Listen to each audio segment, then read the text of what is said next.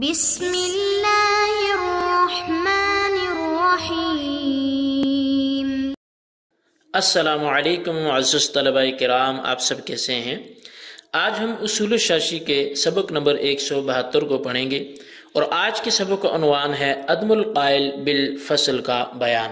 اور آج کے ہمارے سبق کی عبارت ثم بعد ذالک نوع سے شروع ہوتی ہے۔ آئیے سب سے پہلے عبارت پڑھ کے اس کا ترجمہ کرتے ہیں، اس کے بعد باقاعدہ سبق کی وضاحت کی طرف بڑھتے ہیں۔ مصنف علیہ رحمہ لکھتے ہیں ثم بعد ذالک نوع من الاجماع، پھر اس کے بعد اجماع کی ایک اور قسم ہے، وہ عدم القائل بالفصل، اور وہ عدم القائل بالفصل ہے۔ وذالک نوعان، اور اس کی دو قسمیں ہیں، احدہما ما اذا کان منشأ الخلاف فی الفصلین واحدا، ان میں سے پہلی قسم یہ ہے کہ جب منشأ اختلاف دونوں مسئلوں میں ایک ہی ہو۔ والثانی ما اذا کان المنشأ مختلفا، اور دوسری قسم وہ ہے جس میں منشأ اختلاف مختلف ہو۔ والاول حجۃ والثانی لیس بحجۃ، پہلی قسم تو حجت ہے اور دوسری قسم جو ہے وہ حجت نہیں ہے۔ مثال الاول فيما خرج العلماء من المسائل الفقهية على اصل واحد، اور پہلی قسم کی مثال ان مسائل میں ہے کہ جن مسائل کے حوالے سے علماء کرام جن مسائل فقہیہ میں ایک ہی اصل پر نکلے۔ وَنَظِيرُهُ إِذَا أَثْبَتْنَا أَنَّ النَّهْيَ عَنِ التَّصَرُّفَاتِ الشَّرْعِيَّةِ يُوجِبُ تَقْرِيرَهَا، اور اس کی مثال یہ ہے کہ جب ہم نے یہ ثابت کر لیا کہ بے شک جو تصرفات شرعیہ سے نہیں ہے یہ ان کی پختگی کو مزید ثابت کرتی ہے۔ قلنا، تو ہم نے کہا یصح النظر بصوم یوم النحر، کہ یوم نحر کے روزے کی نظر صحیح ہے۔ والبیع الفاسد یفید الملک لعدم القائل بالفصل، اور بے فاسد یہ ملکیت کا فائدہ دیتی ہے یہ عدم قائل بالفصل کی وجہ سے۔ وَلَوْ قُلْنَا إِنَّ التَّعْلِيقَ سَبَبٌ عِنْدَ وُجُودِ الشَّرْطِ، اور اگر ہم یہ کہیں کہ تعلیق شرط کے پائے جانے کے وقت سبب ہے، قلنا تعلیق الطلاق والعتاق بالملک او سبب الملک صحیح، تو ہم نے کہا کہ پھر تعلیق بالطلاق اور تعلیق بالعتاق یہ ملکیت یا سبب ملک کی وجہ سے صحیح ہے۔ وَكَذَا لَوْ أَثْبَتْنَا أَنَّ تَرَتُّبَ الْحُكْمِ عَلَى اسْمِ مَوْصُوفٍ بِصِفَةٍ لَا يُوجِبُ تَعْلِيقَ الْحُكْمِ بِهِ، اور ایسے ہی اگر ہم نے ثابت کیا کہ بے شک حکم کا مرتب ہونا اسم موصوف بصفت پر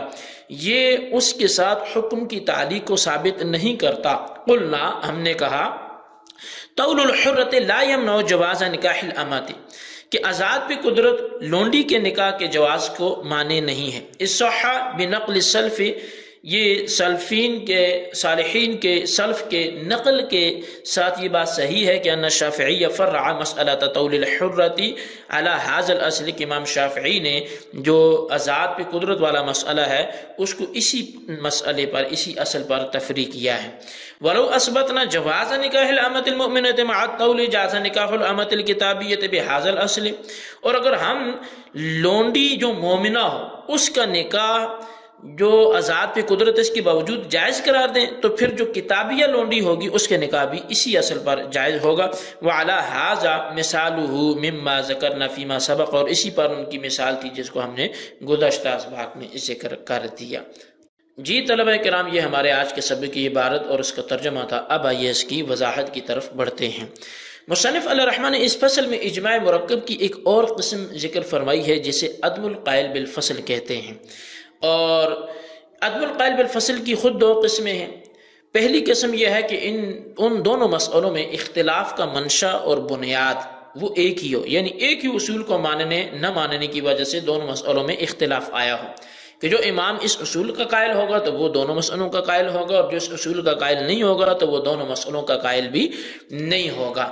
عدم القائل کی یہ قسم شرعاً حجت ہے کہ اس سے دلیل پیش کر کے کسی کو قائل کیا جا سکتا ہے کہ جب ایک امام اس اصول کی وجہ سے ایک مسئلہ کو مانتے ہیں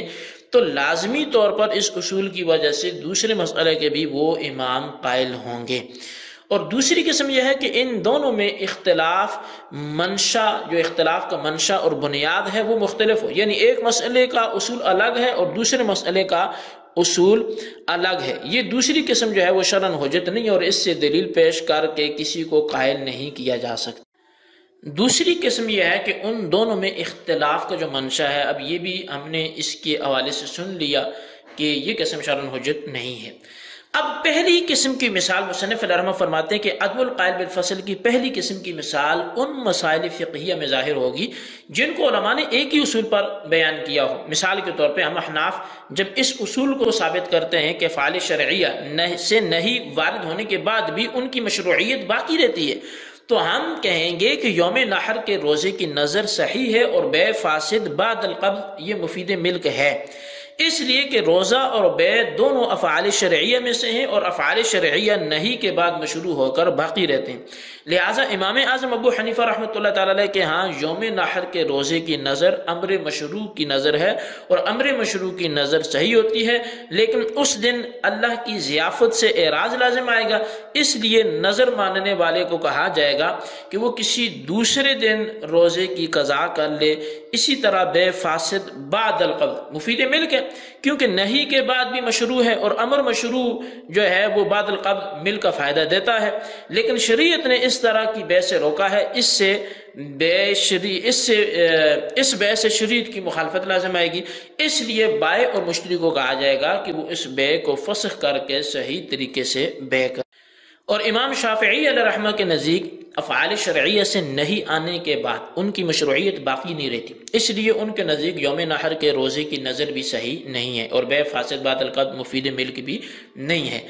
ان دونوں مسئلوں میں اختلاف کی بنیاد افعال شرعیہ سے نہیں آنے کے بعد افعال شرعیہ کی مشروعیت باقی رہنے کا اصول ہے۔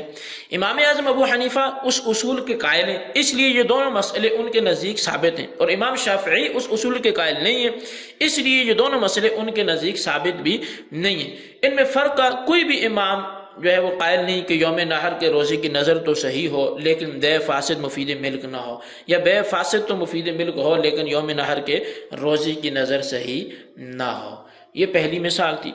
دوسری مثال احناف اور شوافع کے ہاں یہ اختلاف ہے کہ معلق بشرط حکم کا سبب وجود شرط کے وقت بنتا ہے یا فی الحال بنتا ہے۔ احناف کے ہاں معلق بشرط حکم کا سبب وجود شرط کے وقت بنتا ہے، اس لیے ہم کہتے ہیں کہ طلاق اور اطاق کو ملک اور سبب ملک پر معلق کرنا صحیح ہے۔ ملک پر معلق کرنے کی مثال یہ ہے کہ کوئی آدمی کسی دوسرے آدمی کے غلام کو کہے ان ملکتک فانت حر۔ سبب ملک پر معلق کرنے کی مثال یہ ہے کہ کسی دوسرے آدمی کے غلام کو کہے ان اشتریتک فانت حر، یا کسی اجنبی عورت سے کہے ان تزوجتک فانت طالق۔ لیکن امام شافعی علیہ رحمہ کے نزدیک معلق بشرط حکم کا سبب فی الحال بنتا ہے، وجود شرط کے وقت نہیں بنتا، اس لیے ان کے نزدیک طلاق اور اطاق کو ملک یا سبب ملک پر معلق کرنا صحیح نہیں ہے۔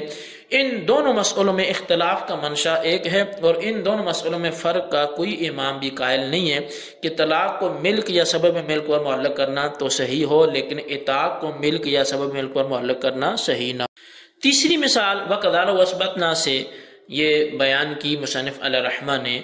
اور اس کی پہلے یہ تفصیل تو گزر چکی ہے کہ کوئی حکم کسی ایسے اسم پر مرتب ہو جو کسی صفت کے ساتھ موصوف ہو تو احناف کے نزدیک وہ حکم اس صفت پر معلق ہونے کے مرتبہ میں نہیں ہوگا، اور امام شافعی کے نزدیک وہ حکم اس صفت پر معلق ہونے کے مرتبہ میں ہوگا، جیسے کہ آیت کریمہ میں آتا ہے وَمَن لَّمْ يَسْتَطِعْ مِنكُمْ طَوْلًا أَن يَنكِحَ الْمُحْصَنَاتِ الْمُؤْمِنَاتِ فَمِمَّا مَلَكَتْ أَيْمَانُكُم مِّن فَتَيَاتِكُمُ الْمُؤْمِنَاتِ۔ اس آیت میں باندیوں سے جواز نکاح کے حکم کو ایسی باندیوں پر مرتب کیا گیا ہے جو صفت ایمان کے ساتھ متصف ہوں، لہٰذا احناف کے نزدیک باندیوں سے جواز نکاح کا حکم صفت ایمان پر معلق نہیں ہے، جبکہ امام شافعی کے نزدیک صفت ایمان پر معلق ہے۔ اسی کو مصنف نے اس مثال میں بیان فرمایا ہے کہ اگر ہم احناف اس مسئلہ کو ثابت کریں کہ کسی صفت کے ساتھ موصوف اسم پر حکم کا مرتب ہونا اس صفت پر حکم کو معلق کرنا نہیں ہوگا تو ہم کہیں گے کہ آزاد عورت کے ساتھ نکاح کی قدرت باندی سے نکاح کے جائز ہونے کے لیے مانے نہیں ہوگی، اور امام شافعی کے نزدیک کسی صفت کے ساتھ موصوف اسم پر حکم کا مرتب ہونا حکم کو اس صفت پر مرتب کرنا ہوگا، تو ان کے نزدیک آزاد عورت سے نکاح کی قدرت باندی سے نکاح کے جواز کے لیے مانے ہوگی۔ ان دونوں مسئلوں میں فرق کا کوئی امام قائل نہیں ہے کہ صفت کے ساتھ موصوف اسم پر حکم کا مرتب ہونا اس صفت پر حکم کو معلق کرنا نہ ہو اور پھر آزاد عورت سے نکاح کی قدرت باندی سے نکاح کے جواز کے لیے مانے ہو۔ چوتھی مثال مصنف علیہ رحمہ وہ یہ بیان کرتے ہیں کہ اگر ہم یہ ثابت کریں کہ جس آدمی کو آزاد عورت کے ساتھ نکاح کی قدرت ہو اسے مومنہ باندی سے نکاح کرنا جائز ہے، تو ہم یہ بھی ثابت کریں گے کہ آزاد عورت کے ساتھ نکاح کی قدرت کے باوجود کتابیہ باندی سے نکاح کرنا بھی جائز ہے، اس لیے کہ دونوں مسئلے ایک ہی اصل پر متفرع ہیں، اور امام شافعی علیہ رحمہ کے نزدیک ایک عورت سے نکاح کی قدرت کے باوجود مومنہ باندی سے نکاح کرنا جائز نہیں، تو ان کے نزدیک کتابیہ باندی سے نکاح کرنا بھی جائز نہیں ہے۔ ان دونوں مسئلوں میں فرق کا کوئی قائل نہیں ہے کہ حرہ کے ساتھ نکاح کی قدرت ہو تو مومنہ باندی سے نکاح کرنا جائز ہو اور کتابیہ باندی سے نکاح کرنا ناجائز ہو۔ مصنف علیہ رحمہ مزید بات کو آگے بڑھاتے ہوئے فرماتے ہیں وَنَظِيرُ الثَّانِي إِذَا قُلْنَا أَنَّ الْقَيْءَ نَاقِضٌ فَيَكُونُ الْبَيْعُ الْفَاسِدُ مُفِيدًا لِلْمِلْكِ لِعَدَمِ الْقَائِلِ بِالْفَصْلِ، اور دوسری قسم کی مثال یہ ہے کہ جب ہم کہیں کہ قے ناقض وضو ہے تو بے فاسد مفید ملک ہوگی، اس لیے کہ فرق کا کوئی بھی قائل نہیں ہے۔ او یکون موجب العمد القواعد لعدم القائل بالفصل، یا قتل عمد کا حکم قصاص ہے اس لیے کہ فرق کا کوئی بھی قائل نہیں ہے۔ وبمثل هذا القيء غیر ناقض فيكون المس ناقضا، اور اس کی مثل یہ ہے کہ قے ناقض وضو نہیں ہے تو مس امرا ناقض وضو ہوگا۔ وَهَذَا لَيْسَ بِحُجَّةٍ، اور یہ حجت نہیں ہے، لِأَنَّ صِحَّةَ الْفَرْعِ وَإِنْ دَلَّتْ عَلَى صِحَّةِ أَصْلِهِ وَلَكِنَّهَا لَا تُوجِبُ صِحَّةَ أَصْلٍ آخَرَ حَتَّى تَفَرَّعَتْ عَلَيْهِ الْمَسْأَلَةُ الْأُخْرَى، اس لیے کہ ایک فرع کا صحیح ہونا اگرچہ اسی فرع کے اصل کے صحیح ہونے پر دلالت تو کرتا ہے، لیکن اسی فرع کا صحیح ہونا دوسرے اصل کے صحیح ہونے کو ثابت نہیں کرتا تاکہ اس پر دوسرا مسئلہ متفرع ہو۔ اس عبارت میں مصنف علیہ رحمہ نے عدم القائل بالفصل کی دوسری قسم کی مثال ذکر کی ہے۔ عدم القائل بالفصل کی دوسری قسم یہ ہے کہ اختلاف کا منشا دونوں مسئلوں میں ایک نہ ہو بلکہ الگ الگ ہو، یہ اجماع شرعاً حجت نہیں ہے۔ اب اس کی پہلی مثال یہ کہ جب ہم کہیں کہ قے ناقض وضو ہے تو بے فاسد بھی مفید ملک ہے، اور جو حضرات اس بات کے قائل ہیں کہ قے ناقض وضو نہیں ہے تو ان کے نزدیک بے فاسد مفید ملک نہیں ہے، ان دونوں مسئلوں میں فرق کا کوئی قائل نہیں ہے، ان دونوں مسئلوں کا منشا اختلاف الگ الگ ہے۔ قے ناقض وضو ہونے کا مسئلہ تو حدیث من اصابہ قیٌ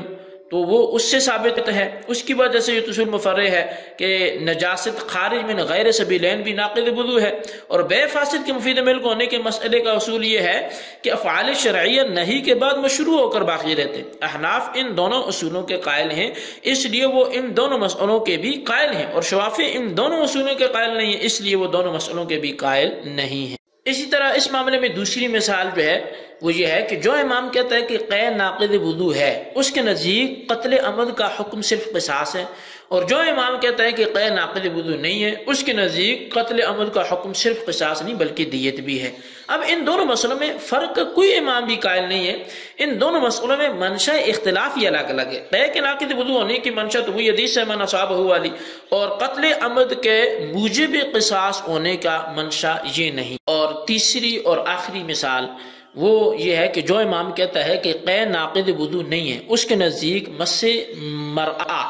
ناقض وضو ہے، اور جو امام کہتا ہے کہ قے ناقض وضو ہے اس کے نزدیک مس امرأہ ناقض وضو نہیں ہے۔ ان دونوں میں فرق کا کوئی امام قائل نہیں ہے، اور دونوں مسئلوں میں منشا اختلاف الگ الگ ہے۔ اب مصنف علیہ رحمہ فرماتے ہیں کہ عدم القائل بالفصل کی دوسری قسم حجت نہیں ہے، اس لیے کہ ایک فرع کا صحیح ہونا اگرچہ اسی فرع کے اصل کے صحیح ہونے پر دلالت کرتا ہے، لیکن اس فرع کا صحیح ہونا دوسرے اصل کے صحیح ہونے کو ثابت نہیں کرتا تاکہ دوسرے مسئلے کو اس کے اصل پر متفرق کیا جائے۔ مثلا قے کے ناقض وضو ہونے کا مسئلہ اس پر تو دلالت کرتا ہے کہ نجاست خارج من غیر سبیلین سے وضو ٹوٹنے کا اصول حدیث کی وجہ سے صحیح ہے، لیکن قے کے ناقض وضو ہونے کا مسئلہ